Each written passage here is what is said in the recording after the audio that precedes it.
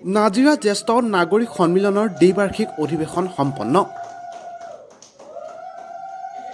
নাজিৰা জ্যেষ্ঠ নাগৰিক সন্মিলনৰ দ্বিবাৰ্ষিক অধিৱেশনৰ লগতে প্ৰতিষ্ঠা দিৱসভাগী নাজিৰা শংকৰদেৱ বিদ্যা নিকেতনত দিনজোৰা বৰ্ণাঢ্য কাৰ্যসূচীৰে অনুষ্ঠিত হৈ যায়। সন্মিলনৰ সভাপতি প্ৰভাত বৰঠাকুৰৰ সভাপতিত্বত অনুষ্ঠিত হোৱা মুকলি সভাত গীত নৃত্য পৰিৱেশনেৰে এক বৰ্ণাঢ্য কাৰ্যক্ৰমণিকাৰে সন্মিলনৰ দ্বিবাৰ্ষিক অধিৱেশনৰ আৰু প্ৰতিষ্ঠা দিৱসৰ সফল সামৰণি কৰা পৰিলক্ষিত হয়।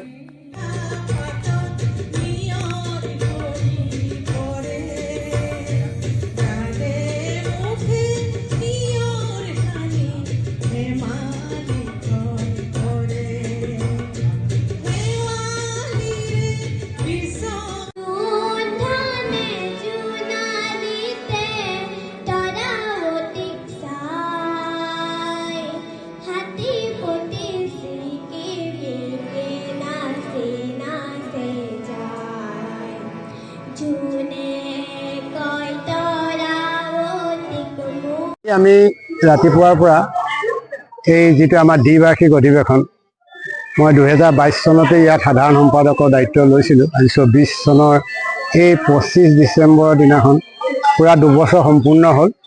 এই 2 বছৰত আমি যিখিনি কাম কৰিলোঁ, ইয়াৰ ওপৰত আমি প্ৰতিবেদনখন দিলোঁ আৰু বিত্তীয় প্ৰতিবেদনো দিলে, সকলোৱে সমৰ্থনো কৰিলে।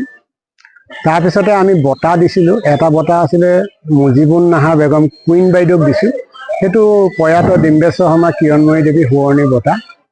সেই বঁটাটোত আমি 10,000 টকা নগদ দিয়া হয় আৰু তাৰ লগতে স্মাৰক এটা দিয়া হয় আৰু সম্বৰ্ধনা পত্ৰ দিয়া হয়। গামোচা চেলেঙে সম্বৰ্ধনা জনোৱা হয়।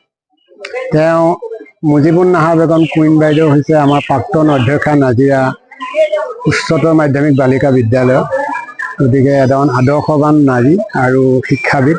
দ্বিতীয় এটা আমি বঁটা দিছিলোঁ গোলাপী শইকীয়া বাইদেউ, তেখেত হোলাং কাটনি। তেখেতো এগৰাকী প্ৰয়াত ফণীধৰ কোঁৱৰ সোঁৱৰণি বঁটা। সেই বঁটাটো আমি দিলোঁ। এইবাৰ আমি এই বঁটাটো দ্বিতীয়বাৰৰ কাৰণে আমি দিছোঁ। গতিকে এইটোতো নগদ 5,000 টকা মানে দিয়া হয়, নগদ ধন দিয়া হয় আৰু স্মাৰক সম্বৰ্ধনা পত্ৰ গামোচা চেলেং দিয়া হয়। তাৰপিছতে নাজিৰা জ্যেষ্ঠ নাগৰিক সন্মিলনৰ ফালৰ পৰা 13জন ব্যক্তিক সম্বৰ্ধনা জনোৱা হয় আৰু জেমছ অফ দ্য ইয়েৰ 2024 বঁটা প্ৰদান কৰা হয়।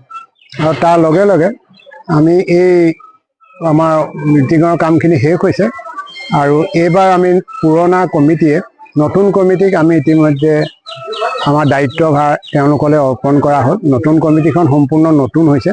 সভাপতি, সম্পাদক, কোষাধ্যক্ষকে আদি কৰি সহকাৰী সাধাৰণ সম্পাদক। গতিকে মই সকলোলৈকে শুভেচ্ছা ৰাখি আৰু আগন্তুক দিনবিলাকত জ্যেষ্ঠ নাগৰিক সন্মিলনৰ যাতে জাকত জিলিকা হৈ উঠক তাকে কামনা কৰি মোৰ বক্তব্য ইমানতে